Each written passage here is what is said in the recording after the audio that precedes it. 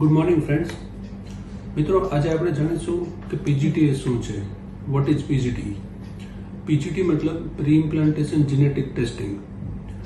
IVF એટલે કે test ટ્યુબની પ્રોસેસમાં જ્યારે બાળક બનાવવામાં આવે છે, સ્ત્રી બીજ અને પુરુષ બીજનું આઈવીએફ લેબમાં મેટિંગ કરીને એમ્બ્રિયો બનાવવામાં આવે છે. એ એમ્બ્રિયોને 5 દિવસ સુધી આઈવીએફ લેબમાં ગ્રો કરવામાં આવે છે. એ 5 દિવસ ગ્રો થયેલો જે એમ્બ્રિયો છે એને બ્લાસ્ટોસિસ્ટ કહેવામાં આવે છે. એટલે જ્યારે એમ્બ્રિયો બ્લાસ્ટોસિસ સ્ટેજ પર પહોંચે છે ત્યારે એમ્બ્રિયોનો અમુક પોર્શન લેસર આસિસ્ટેડ હેચિંગથી બાયોપ્સી કરીને લેવામાં આવે છે અને એ બાયોપ્સી મટીરિયલને જેનેટિક લેબમાં ટેસ્ટિંગ માટે મોકલવામાં આવે છે, જેને કારણે એમ્બ્રિયોનું જેનેટિક સ્ટેટસ નોર્મલ લાઈફ માટે નોર્મલ છે કે નથી એ આપણે જાણી શકતા હોઈએ છીએ. પીજીટી ટેસ્ટ ક્યારે કરવો જોઈએ?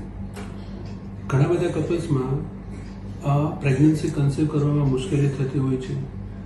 એમ્બ્રિયો સારો બને છે, ગર્ભાશય સારું છે, પણ પ્રેગ્નન્સી કન્સીવ નથી થઈ શકતી.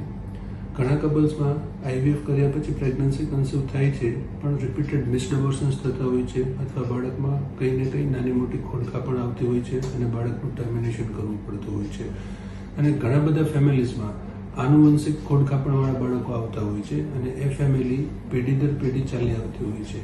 તો એ બીમારી બાળકમાં ન આવે એના માટે આઈવીએફ લેબમાં જ બાળક બનાવી અને જાણી શકાતું હોય છે કે આ બાળકમાં કોઈ પણ પ્રકારની જેનેટિક બીમારી છે કે નહીં, જેનાથી જેનેટિક બીમારીવાળો એમ્બ્રિયો આપણે ડિસ્કાર્ડ કરી શકીએ અને જેનેટિકલી નોર્મલ એમ્બ્રિયો ગર્ભાશયમાં ટ્રાન્સફર કરી શકતા હોઈએ છીએ.